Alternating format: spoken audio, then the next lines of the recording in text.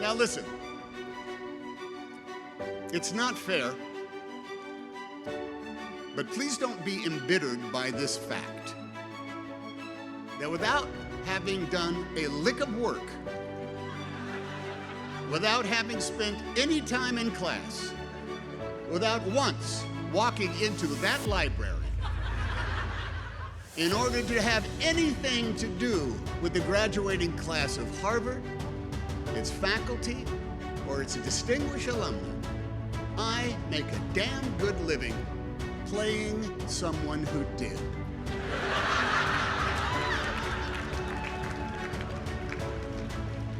It's the way of the world, kids.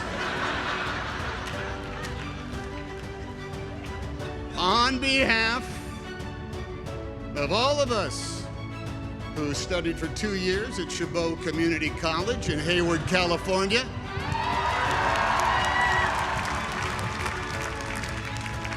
2 semesters at California State University, Sacramento,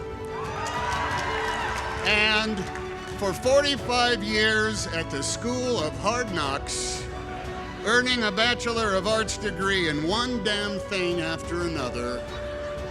Thank you. Thank you. I don't know much about Latin. I have no real passion for enzymes. And public global policy is something I scan in the newspaper just before I do the Wordle. And yet here I am, closing for Josiah, Palace, and Vic. Thank you, guys. Some of us here can recite by repetition the preamble to a television show we might have seen 5 days a week about a strange being from another planet with powers and abilities far beyond those of mortal men, Superman, who, disguised as a mild-mannered reporter for a great metropolitan newspaper — there were many metropolitan newspapers once, and some of them were great — who could change the course of mighty rivers and bend steel with his bare hands. He was faster than a speeding bullet, and he was more powerful than a locomotive, and he was able to leap tall buildings at a single bound, and those are very, very impressive superpowers. No? Well, what was most impressive about his powers was how he chose to wield them. Yeah, cats were saved from trees. Evildoers were banished to the Phantom Zone, and the innocent were rescued with reliable and assuring regularity. But in those half hours, which have since grown to many full-length films and multiverses, and God, you kids see them all, was the ongoing struggle for not just the protection and safety of the world, but too, the exposing of crooks and their lies to the light of day. Superman, you see, and his proxies of Wonder Woman and Captain America and Black Panther and Black Widow and the Fantastic Four. My God, there's a million of them. They are all enmeshed in that never-ending battle for truth, justice, and the American way. And in such a struggle, being a Superman is a plus, even with his one lethal weakness, exposure to chunks of the wreckage of his home planet destroyed by its own hubris and apathy. But hey, there ain't no Superman, nor anyone else in his Justice League. There's just us on this planet. Now, on occasions such as this, beware of certain orators who resort to using sage quotations from historical figures, or the words of legends of literature and arts, or the name-dropping of famous friends as a claim to some kind of wisdom or super ability. Some people standing at this podium shouldn't be considered much more than lucky sots who are in the right place at the right time with the right goods and the right attitude. Or, as a man named Marlon Brando once said to me, Vic, would you pick up that name I just dropped? Marlon Brando, would you hold on to it till we're done? Thank you. Give it back to me at the end. I'm going to need it back. Yes, as a man named Marlon Brando once said to me on a message he left on my telephone answering machine, Tommy, handkerchief, this is Marlon Brandflakes calling you to ask where you are.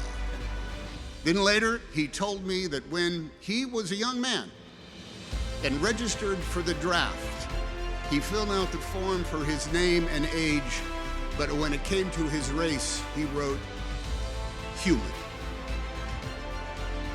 For Tommy, what are we all but human?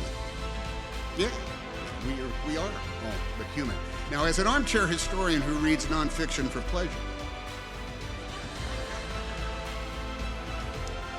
the books divine that there has never been a graduating class that has not faced the greatest challenges of all time. That come every spring, the maelstrom of history swirls so wildly that no matter the year or the era or the generation, there is always an atmospheric river of events that makes right now the hinge upon which our fate is turning. And we here in the stands look at you all in the caps and the gowns, and we hope, oh, at last help is on the way. Somewhere matriculating today is a man of iron, a woman of steel, a superhuman just in the nick of time. Now, this is not because we have failed in our duties or are completely spent. We have done some very super things over our generations. It's because we are all in a cage match, mixed martial arts battle royale with agents of hubris, apathy, intolerance, and braying incompetence, the malevolent equals to Imperial stormtroopers Lex Luthor and Loki. And we could all use a superhero right now. Now, looking out at the flowing colors of Harvard Yard, the goofy big hands that clap, the balls that represent the world on which we live, the streamers and the piatas, and someone's very big face rendered large out there amongst the, there she is, that's it, that's it. We see beings who are young and restless, with energy and imagination, with righteousness and enlightenment and joy and compassion. And we celebrate your proclaimed wisdom and your worth ethic. We know no one is faster than a speeding bullet, to our shame, every day, to our shame. But we can still summon more power than a locomotive, and we are able to leap tall buildings at a single bound if we have the right gizmo. We can change the course of mighty rivers, if such a thing should be done. And we make machines that bend steel as easily as using our bare hands. And we know that to each other we often seem like strange beings from another planet, in habits and tastes and languages, with holidays and foods we eat, names of the days of the week, all varying. We all have special powers and abilities far beyond the reach of other mortals. Some of us can repair a screen door with ease.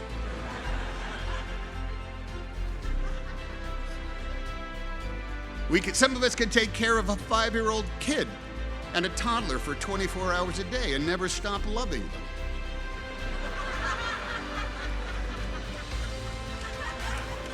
Some of us make sense of physics and economics and global policy. Some of us survive somehow on minimum earnings. Some of us graduate from college despite years of lockdowns and Zooms. Now, these achievements are all stellar, even though, yes, we are all but human. Still, we'd like to look up in the sky and see not a bird, not a plane, but, well, someone who is young and strong and super, who will fight the never-ending battle for truth, for justice, and for the American way. Someone who will take on that work. Now,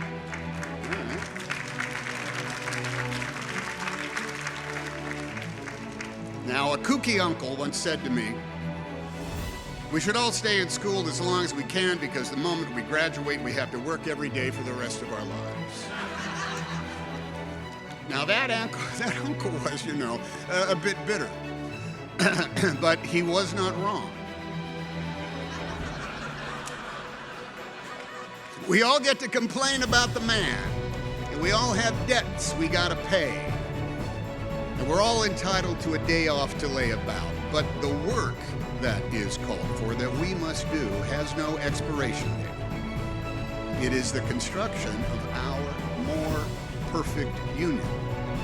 And that job will never, ever be completed.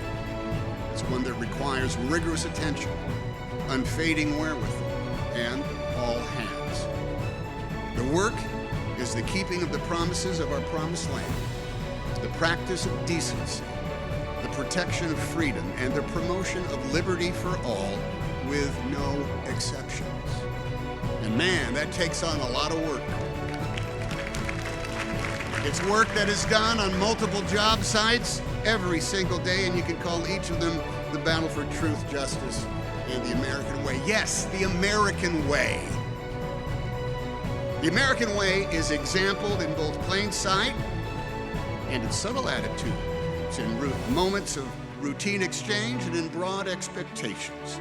It's in places of historic weight and import and in the small spaces in which we all stand.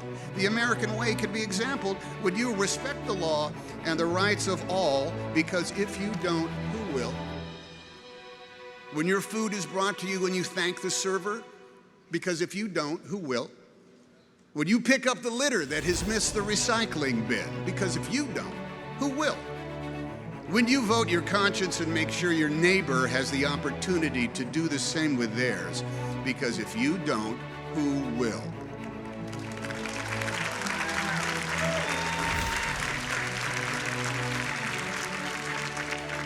When you make good on your victories and learn from your losses, because both are the results of proud and noble efforts.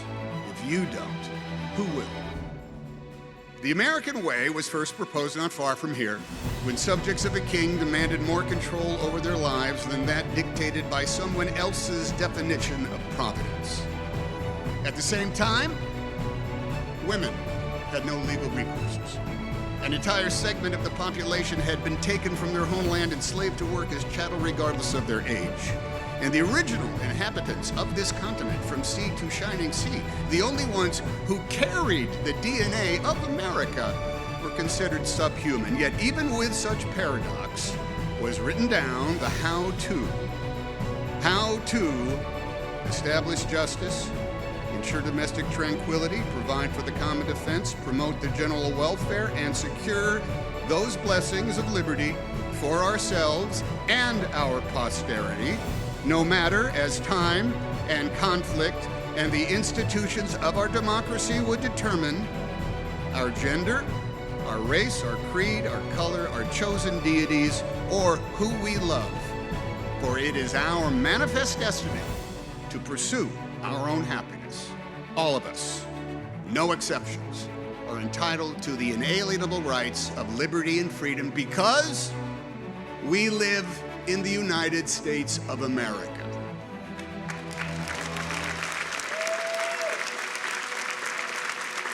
The vocabulary of the American way, of the law and the rights we share, is some part philosophical musing, some part answering a question with a question, some part trying to bowl us all over with your knowledge of Latin.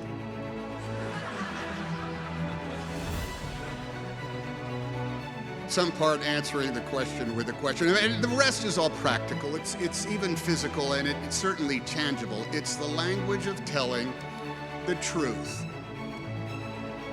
What is truth again in Latin? Veritas. The language of telling the truth. It is in the vision quest for truth that we look to you newly incorporated members of the Justice League of Avengers to come to the rescue. For the truth to some is no longer empirical, it's no longer based on data, nor common sense, nor even common decency. Telling the truth is no longer the benchmark for public service. It's no longer the salve to our fears or the guide to our actions. Truth is now considered malleable by opinion, by zero-sum endgames. Imagery is manufactured with audacity, with purpose to achieve the primal task of marring the truth with mock logic, to achieve with fake expertise, with false sincerity, with phrases like, I'm just saying. Well, I'm just asking. You know, I'm just wondering. Now, literally, you cannot believe your eyes, and your ears will help others lie to you. Someone will report the world to you exactly as you wish it were, full of alternative facts, of conjured narrative meant to buttress the status quo and deny its offenses, or rejig the rules and muddy the playing field depending on where one is on the food chain and the moral spectrum. The American way can be demonstrated without ceasing as a perpetual prayer by every big shot and any plain Jane or Joe Blow.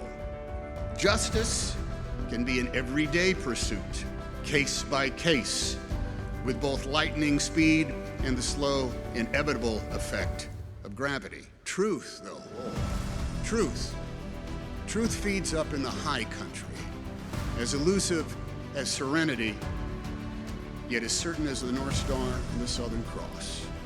Truth is mined at the intersections of our chosen behaviors and our fixed habits, in our personal boundaries. Truth has synonyms such as honesty, honor, transparency, and yet the common practice of so many is to play fast and loose with those very words, to create enemies, to claim victimhood, to raise the mediocre into merit, and to make cloudy a vista that is actually crystal clear. Likewise, truth has opposites. Omission. You don't need to know that. Distraction. That's not the real story. This is. Opinion masquerading as clairvoyance. Oh, here's what is going to happen. And influence peddling. You know, a lot of people are saying. Truth, too, has a nemesis equal to any colored kryptonite that, like a feral hound, is never too far off the path in the weeds and in the shadows, lying in wait for the lethal opportunity to bring truth back. And that beast is indifference, which will make moot all the permanence found in truth. Indifference will rust away the promise of our promised land. Propaganda and bald-faced lies will erode over time. Idolatry and imagery lose luster and effect.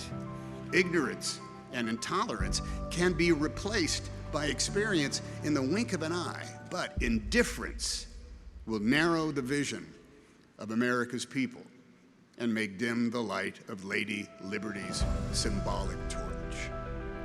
Indifference makes citizens into indentured servants held in labor by the despots and tyrants whose default setting is cynicism, who outlaw dissent and ban art and dialogue and books, who grab power any way they can, enabled by the subterfuge of their co-conspirators, rewarding the rationale of the complicit, and surging into the vacuum caused by the indifference of a people who have been made weary by struggle, so weary that they lose hope and are left to yearn to be saved by the fiction of superhumans. Every day, every year, and for every graduating class, there is a choice to be made. It's the same option for all grown-ups who have to decide to be one of three types of Americans: those who embrace liberty and freedom for all, those who won't, or those who are indifferent. Only the first do the work of creating a more perfect union, a nation indivisible. The others get in the way. In the never-ending battle you have all officially joined as of today, the difference is in how truly you believe and in how vociferously you promote and how tightly you hold to the truth that is self-evident, that of course we're all created equally, yet differently. And of course, we're all in this together. If we do the work, justice and the American way are within our grasp, no matter our gender, our faith, our station, our heritage or genetic makeup, the shade and hue of our flesh, or the continental birthplace of our ancestors. Why is that truth so hard for some to accept, much less respect?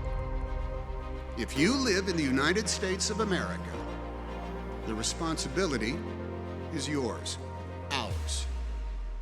The effort is optional. But the truth is sacred, unalterable, chiseled into the stone of the foundation of our republic. All of us are able. None of us are super. We are the Americans. Liberty and justice is for us all. Because yes, we have specific names, and we have lived every year of our ages. But when it comes to race, we are all uniquely, magnificently, simply human. Or so said Marlon Brando to Tommy Handkerchief. May goodness and mercy follow you all the days of your lives. Godspeed. Congratulations.